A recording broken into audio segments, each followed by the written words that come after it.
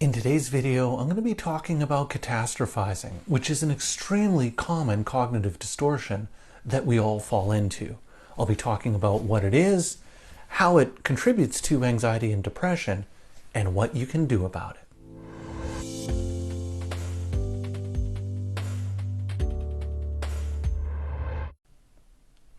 Hi everyone. In today's video, we're going to be continuing our series on cognitive distortions and faulty ways of thinking that can contribute to anxiety and depression. And this video's topic is going to touch on the cognitive distortion of catastrophizing. But before I get into that, just a couple of disclaimers to go over. I'm a registered psychologist in the province of British Columbia, Canada, and this video is for informational purposes only. It is not intended as a substitute or replacement for advice from your doctor or mental health professional. Now, with those things out of the way, let's start talking about catastrophizing. Now, I want you to imagine a scenario where I wake up one morning and I have a really terrible headache, and my head is pounding as I'm eating breakfast. And so as I'm there eating, I start to think about, oh my goodness, what if this is a brain tumor? And I start to think that maybe the cancerous tumor has spread throughout my body.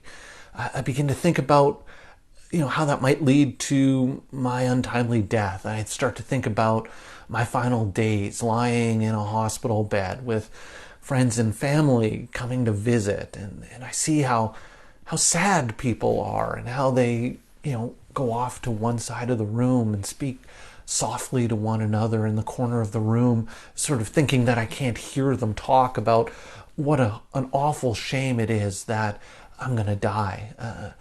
And as I'm thinking about this, my stomach drops, my heart sinks, and I feel in total despair by the time I've finished my breakfast.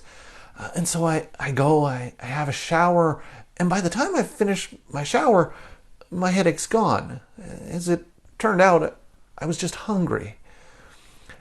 This is an example of catastrophizing. And what happens in catastrophizing is we take a relatively minor event and we blow it completely out of proportion. It's the mental equivalent of making a mountain out of a molehill. And so what happens with catastrophizing is that I take a relatively small event, like a headache one morning, and I imagine the extreme and horrible consequences that could happen as a result of that event.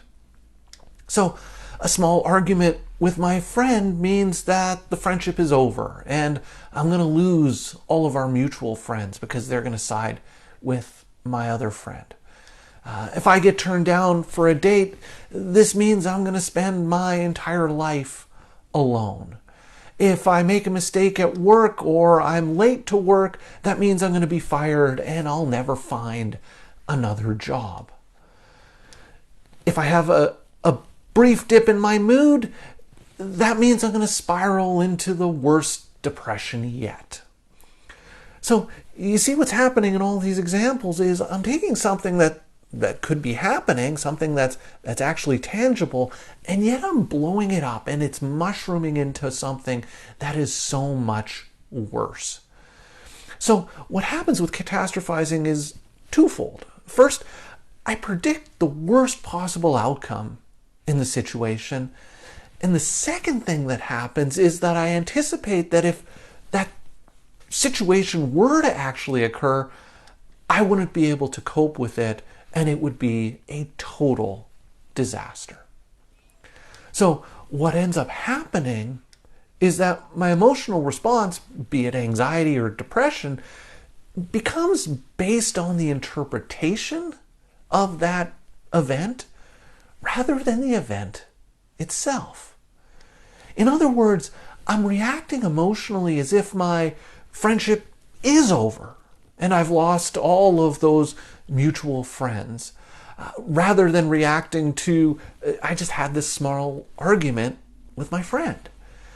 I react to the scenario of being single and spending my entire life alone, rather than just responding to having been turned down for one date. I react to being fired and never getting another job rather than responding to being late at work or making a mistake at work.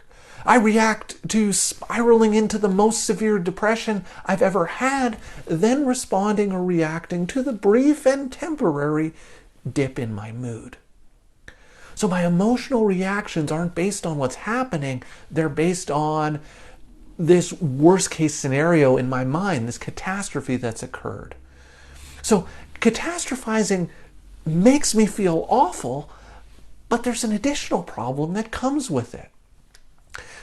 Because I'm focusing on an imaginary or imagined catastrophe, I'm unable to cope with the actual event or the real problem that's occurring. My emotional reactions to the perceived catastrophe interfere with my ability to cope, they interfere with my ability to problem solve, they interfere with my ability to take steps to prevent such a catastrophe.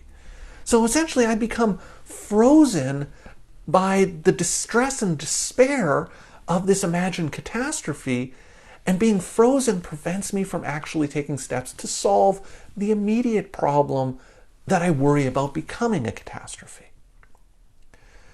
So if you can relate to that, if you relate to catastrophizing, the question becomes, okay, well, what do I do then? How do I cope with catastrophizing? Well, the first step is, with all of these cognitive distortions, is that it's key and it's critical to recognize when you're engaging in catastrophizing. So this can be done by noticing when you're having a really strong emotional reaction to a particular situation. So you feel a really intense level of despair or sadness. You feel extremely anxious or panicky. And so then when you catch yourself experiencing those really strong reactions to a particular event, you want to ask yourself, is this emotional reaction appropriate given what's actually going on, as opposed to what I think this situation means? So the goal is to recognize that I'm engaging in catastrophizing and then focus on dealing with the event, not what I think it symbolizes. And so what this does is it brings me back to what's actually going on in the moment, what's actually happening, the actual problem that's taking place. And that allows me to refocus my efforts on dealing with what's actually happening, as opposed to being frozen and incapable of dealing with a catastrophe that isn't happening, and a catastrophe that may never happen. So that's a little bit about catastrophizing, what it is. Very common, people do it all the time, but I hope that gives you a little bit of better sense of what it is, how it can make depression and anxiety worse, and what you can do and how you can manage when you catch yourself catastrophizing. So I'd love to hear your thoughts and ideas about this, so please leave me some comments in the comments section down below. If you've been enjoying my videos and would like to see more, please hit that subscribe button and notification bell, and you'll be alerted every week when I post a new video. So that's all for today's video. As always, thank you for making it all the way to the end of this video, and I will see you in the next one.